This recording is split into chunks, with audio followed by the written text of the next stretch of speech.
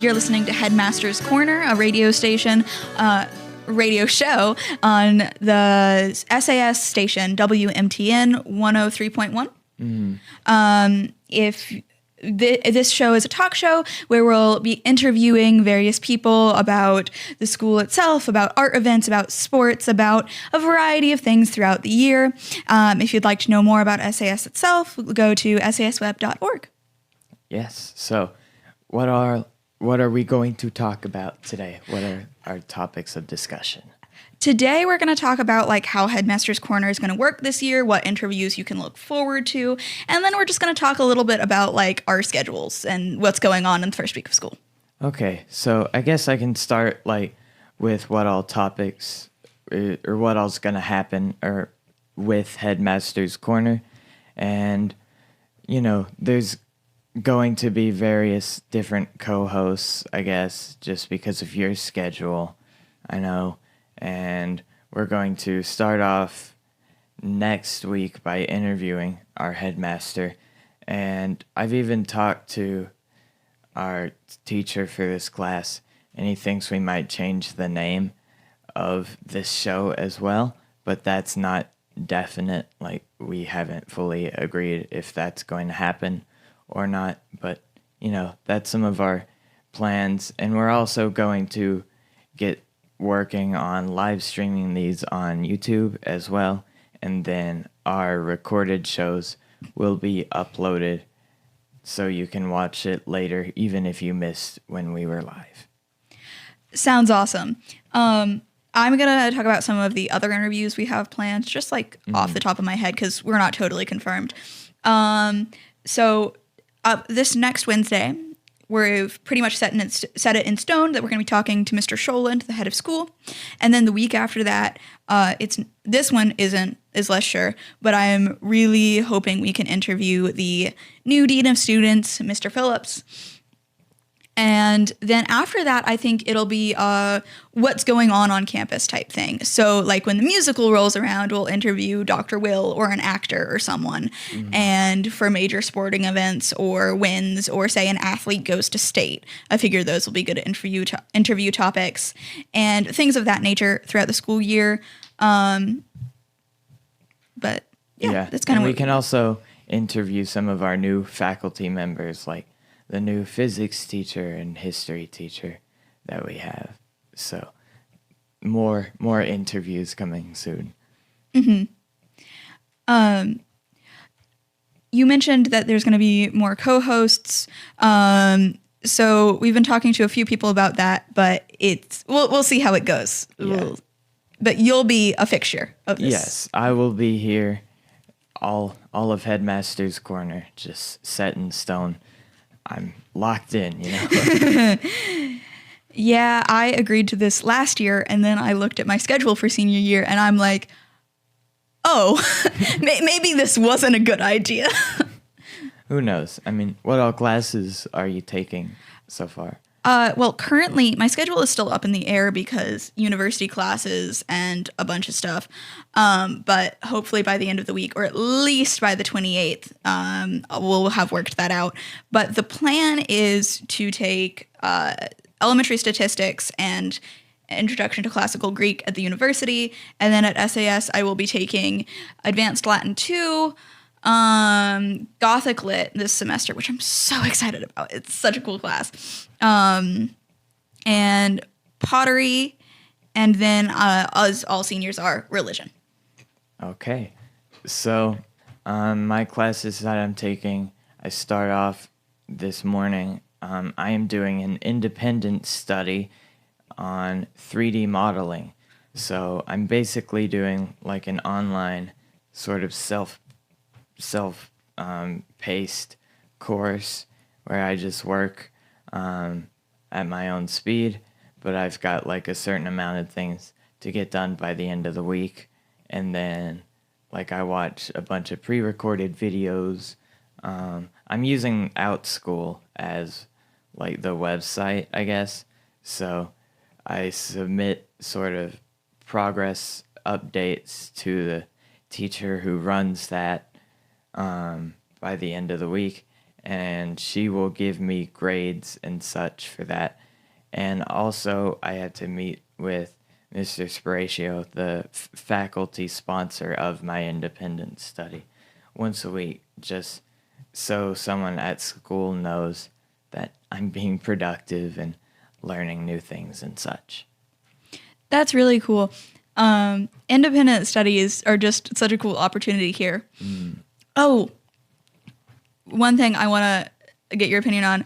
So, CORE is, for those who don't go to SAS, is the website we use for assignments, classes, etc.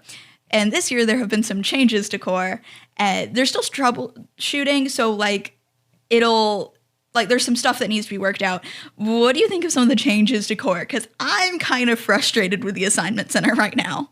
Yes, I agree with you. I'm also not the biggest fan of the changes that they made to the assignment center, mostly just because all the things going on with your different classes showing different colors and stuff, and it's I don't like that, because before, when you completed an assignment, the assignment would turn green or so when you mark it as completed, but now some of them are already green because that's just what it's color coded that class to be.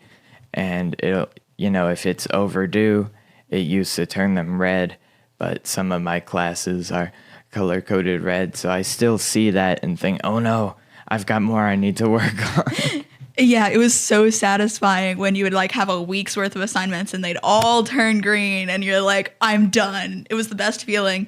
So it'll take some adjusting. It'll be fine, I'm sure, but it's a little annoying now, especially because so many times I click on the wrong thing, because there's one specific link you have to click on to access an assignment. And then a number of times I have gone to the religion topics page instead of the assignment I needed to do. I've been here for 3 days and it's too many times. How many assignments would you say you're getting with religion and such? How's that going? Well, the thing about it is that basically I think I've had the most assignments for religion, but a lot of them are very minor. Mother Short has a attendance assignment, and it's you answer a question. Yesterday, it was coffee versus tea, and then the day before that, it was kittens or puppies. Okay, so yeah, that really doesn't seem too complicated. No, it's just for the purpose of attendance, so Mother Short can go, oh, these people were here. Yeah. Okay, so. My first assignment of this week, very limited, my first assignment was just writing a little bit about myself for Miss Carlos, our place-based American literature teacher. Yeah. And just so she gets to know us more, stuff like that. I love Miss Carlos. That's off topic, but she's one of my favorite teachers ever. I had ancient and medieval philosophy and literature with her last year, and she's genuinely just the best. She's so passionate about everything she teaches, and it's amazing.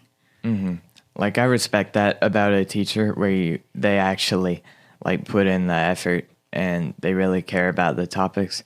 Kind of like our old math teacher, Mr. Mazer. He would get so excited and he would start talking really fast. And for me, that was fine. But I knew other students were like, oh my God, he's talking so fast, I couldn't keep up. And I liked how he would give us packets, for the whole quarter or so, because then I could just work ahead and just get everything done and just run it by him during a work period, just making sure hey, am I doing this right? Am I not just writing down gibberish?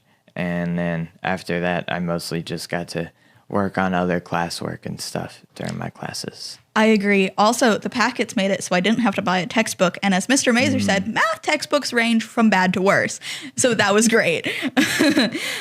Speaking of teachers who are gone, I know Mr. Mazer left halfway through last year, but one thing we could touch on is what teachers are gone.